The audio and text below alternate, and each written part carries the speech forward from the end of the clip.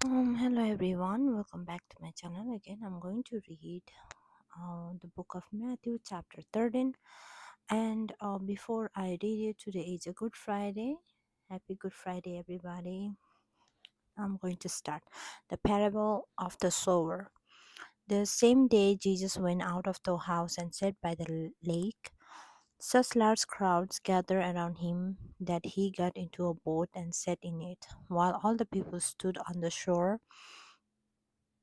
Then he told them many things in parables, saying, a farmer went out to sow his seed. As he was scattering the seed, some fell along the path, and the birds came and ate it up. Some fell on a rocky places where it did not have much soil. It sprang up quickly because the soil was shallow. But when the sun came up, the plants were scorched and they were withered because they had no root. Other seed fell among the thorns, which grew up and choked the plants. Still, other seed fell on the good soil, where it produced a crop, 160 or 30 times what was sown. Whoever has ears, let them hear. The disciples came to him and asked, why do you speak to people in parables? He replied, because the knowledge of the secret of the kingdom of heaven has been given to you, but not to them.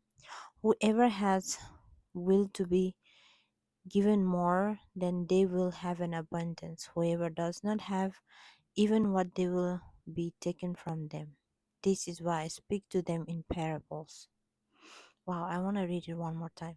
He replied, because the knowledge of the secrets of the kingdom of heaven has given to you, but not to them. Whoever has will be given more, and they will have an abundance. Whoever does not have, even they even even what they have will be taken from them. This is why I speak them to in parables. Though seeing they do not see, though hearing they do not hear or understand. This is very powerful. Matt again.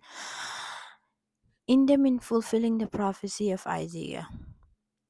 You will be here you will be hearing but never understanding. You will be ever seeing but never perceiving.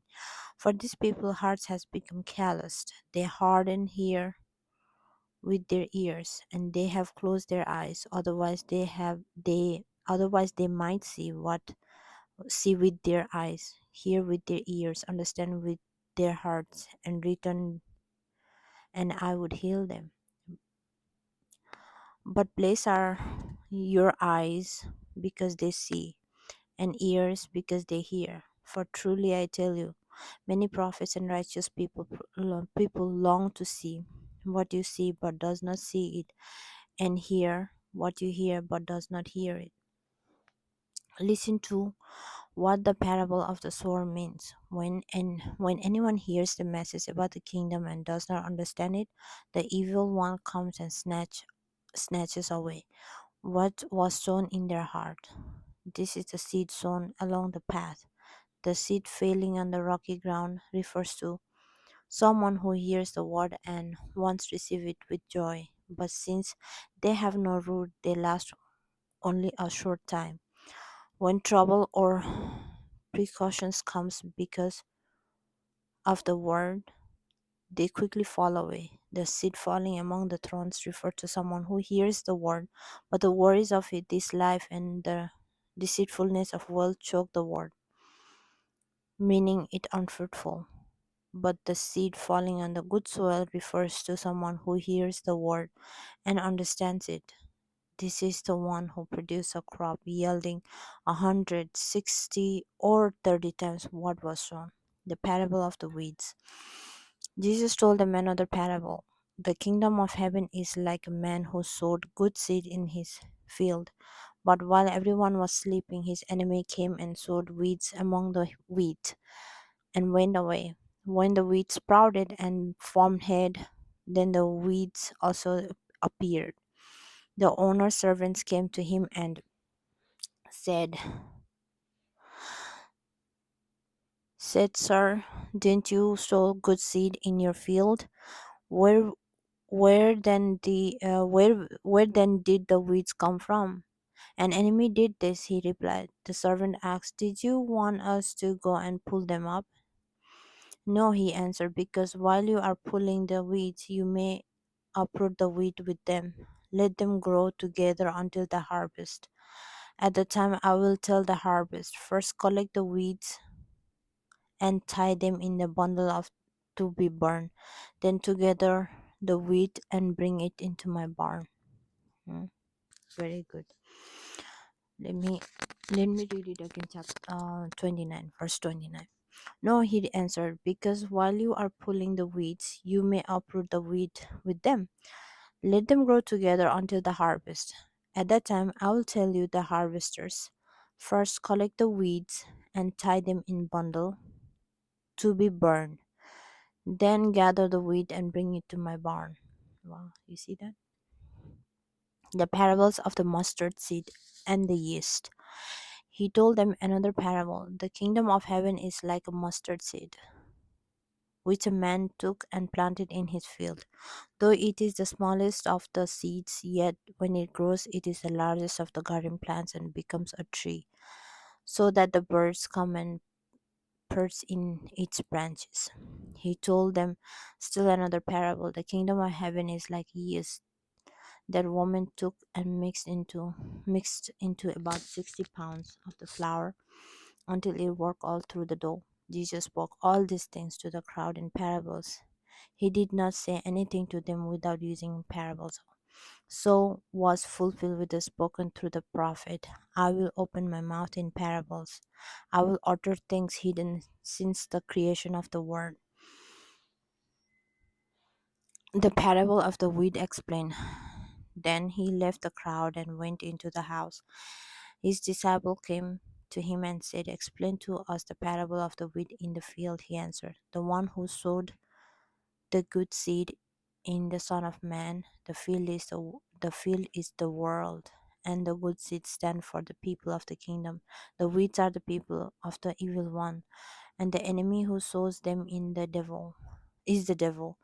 The harvest is the end of the age, and the harvesters are angels. As the weeds are pulled up and burned in the fire, so it will be at the end of the age.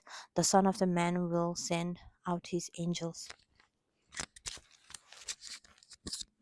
and they will weed out of the kingdom everything that causes sin and all who do evil. They will throw them into the blazing furnace, where there will be weeping and gnashing of teeth.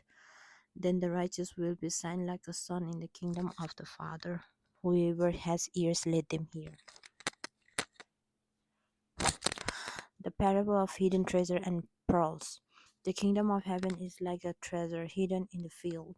Where a man found it, he hid it again, and then in a joy went and sold all he had and bought that field. Again, the kingdom of heaven is like a merchant looking for fine pearls. When he found one great value, he went away and sold everything he had and bought it. The parable of the net. Once again, the kingdom of heaven is like a net that was let down into the lake and caught all kinds of fish. When it was full, the fishermen pulled it up on the shore. Then they sat down and collected the good fish in the basket, but threw the bad away. This is how it will be at the end of age. The angels will come and separate the wicked from the righteous, and throw them into the blazing furnace, where there will be weeping and gnashing of the teeth. Have you understood for these things? Jesus asked. Yes, they replied. He said to them, therefore, every teacher of the law who has become a disciple in the kingdom of heaven is like the owner of a house who brings out of his storeroom new treasures as well as the old. The prophet honor. When the Jesus had finished these parables, he moved on from there. Coming to his hometown, he began teaching the people in their synagogue, and they were amazed. Where did this man get this wisdom and this miraculous power? They asked, isn't this the carpenter's son? Isn't his mother named Mary, and aren't his brother James, Joseph, and Simon, and Judas? Are all these brothers with us? Aren't all his brothers with us? Where did this man get all these things? And they took offense at him. But Jesus said to them, a prophet is not without honor except in his own town and his own home. A prophet is not without honor except in his own town and his home. And he did not do any miracles there because of their lack of faith. Wow. Okay. This is all today, and I'm gonna do chapter 14. All right. Thank you so much for listening, and happy Good Friday for you all. And okay, bye.